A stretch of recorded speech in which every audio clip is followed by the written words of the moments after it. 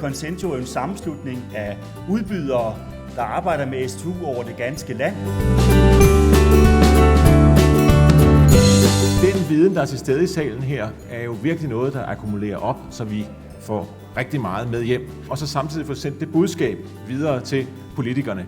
Hjertelig velkommen til jer alle sammen.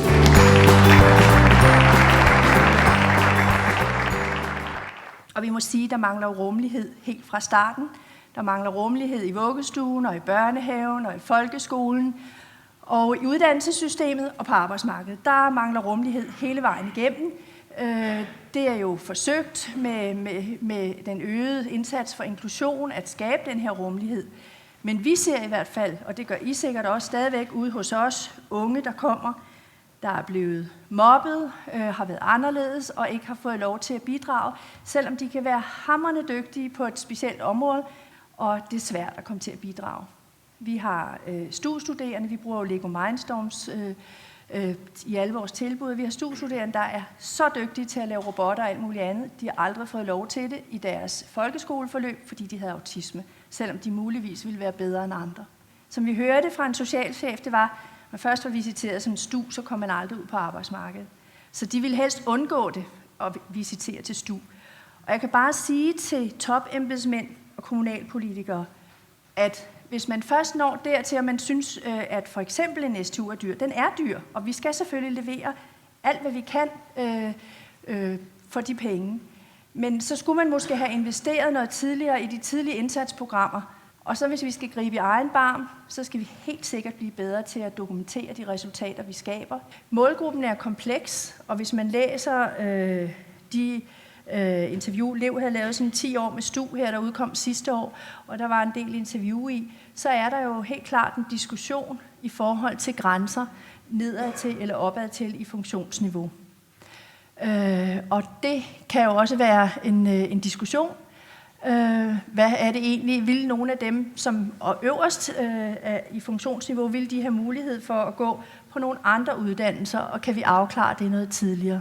Det du siger med en nedergrænse, det vi kæmpede for i sin tid, da loven blev til, det var, at der netop ikke kom en nedergrænse. Og uanset hvad revisionen går ud på, så skal vi i den her forsamling kæmpe for, at der ikke bliver en nedergrænse. Fordi så får vi et nyt gråt område, som kan misbruges af alle.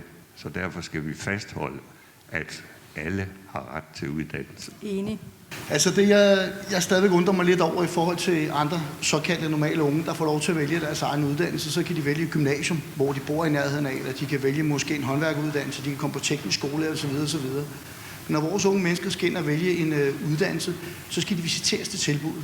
Så kommer ugevejlederen, det er som regel dem, der kommer med dem, og de er rigtig super søde, og indstiller dem måske også i visitationsudvalget til, at de skal ud til et af stederne. Men man er jo nødt til at gøre det her op med sig selv, at hvis man skal motivere unge mennesker for at kunne tage en uddannelse ligegyldigt, hvor de er henne, så skal de også have noget valgfrihed. Kunne man forestille sig en todeling af den her lovgivning, som den ser ud nu her, sådan så det bliver nemmere at lave en forventningsafstemning for, hvad det er, målsætningen med eleverne skal være på sigt? Jeg vil ikke anbefale en todeling af lovgivningen.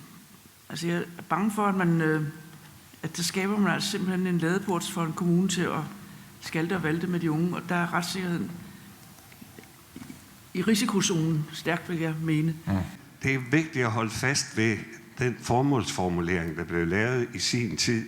Altså den hedder, at unge udviklingshæmmede og andre unge med særlige behov har ret til en uddannelse, der giver personlige, sociale og faglige kompetencer til så selvstændigt og aktivt et voksenliv som muligt, og eventuelt til videreuddannelse og arbejde. Det har aldrig været formålet, at man skulle ud på arbejdsmarkedet. Det var lige for at få det præciseret, fordi det er lidt vigtigt. Og vi kan jo godt alle sammen blive enige om, at STU'en er et komplekst område. Og noget af det, der gør det komplekst, det er også alle de lovgivninger, der er i spil. Og det er også det, som vi ser oplever, er med til at spænde ben for den unge, både før, under og efter. Fordi når du kommer på en STU, så er du altså også tilknyttet jobcentret, medmindre du har en pension. Og vi oplever jo i større og større grad hos os, at det er de færreste, der har den pension, når de starter på en STU. De har ikke de samme rettigheder, som hvis de er på SU. De er også underlagt, hvis vi skal være helt skrappe at sige, at de må holde 4 ugers ferie på et år. Hvad er det andre unge, som er i gang med studier, egentlig har af ferie, hvor de kan mødes med vennerne? Og igen, der får de her dunket i nakken, at de er anderledes. Mange tak for det. Tak.